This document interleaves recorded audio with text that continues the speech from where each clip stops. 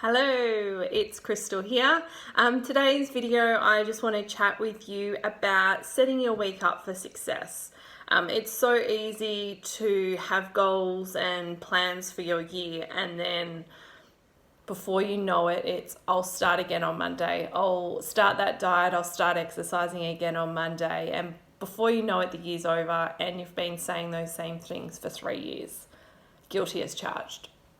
So in today's video, I just want to really chat through just some really practical tips around how to really plan out your week. Sometimes we're really good at doing it for work, but then we don't incorporate the rest of our lives into that. So often we focus on our work and then some of our personal goals get left by the wayside. So I just want to make sure that we are really focusing on ourselves and our own personal development as well as our work and career.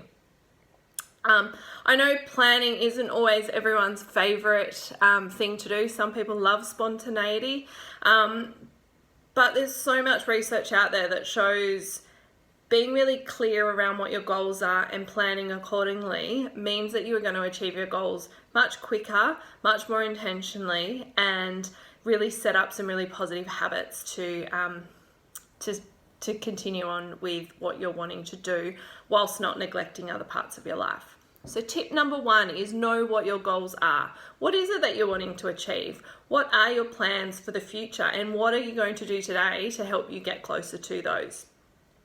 So what are your 3 goals right now? Have you incorporated, paved out some space in your schedule this week to be working on projects that are going to help you get to achieving those? Locking in time that's non-negotiable that you're really going to dedicate and lock yourself away and work on those things. Second tip is schedule everything in your calendar.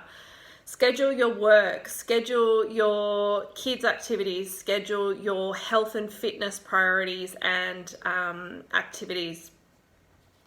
Google calendars make it really easy to have different calendars set up, and then they can merge into one so you can see if there's any crossovers or any conflicting schedules that you need to do. But it really sets it up clearly for you so you know where your time is. You know how you're investing your time, and you can say yes or no much easier because you have already locked it all in. And it means that you're going to show up and turn up. I know if you register for a gym's class the day before, you're less likely to not turn up. Whereas if you go, if I turn up, I'll turn up. There's that sense of accountability once you've written it in, locked it in the diary.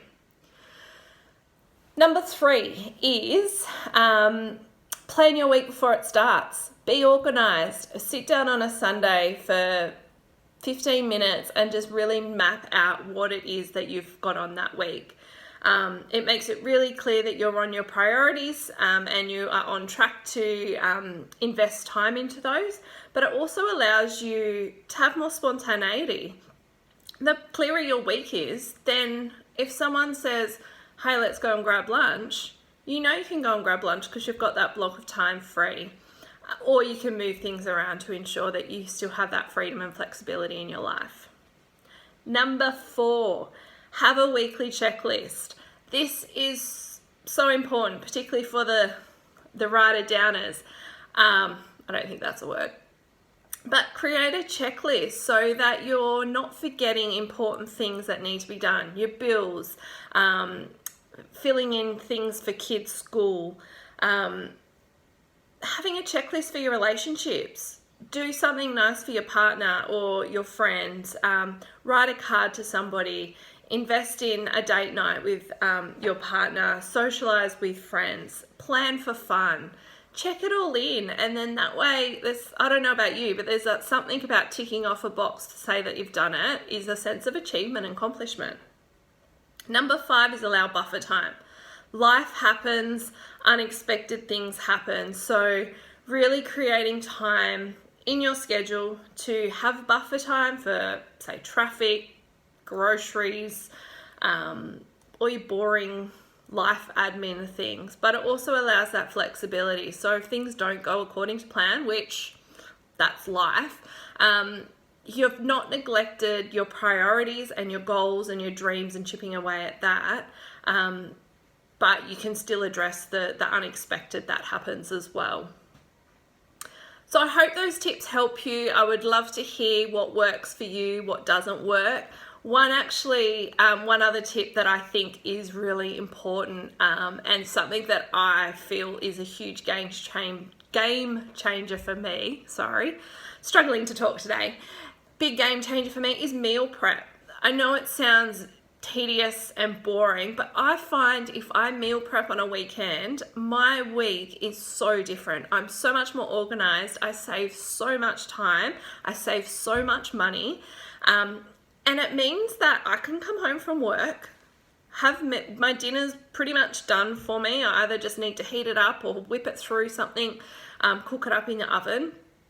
And then I have so much more space to either work on some projects that I'm doing, work on some of my goals and little side projects that I want to do. It allows me to have flexibility to catch up with friends, or just veg out and watch my favorite TV show on the couch with my dog. So love to know what some of your tips and tricks are.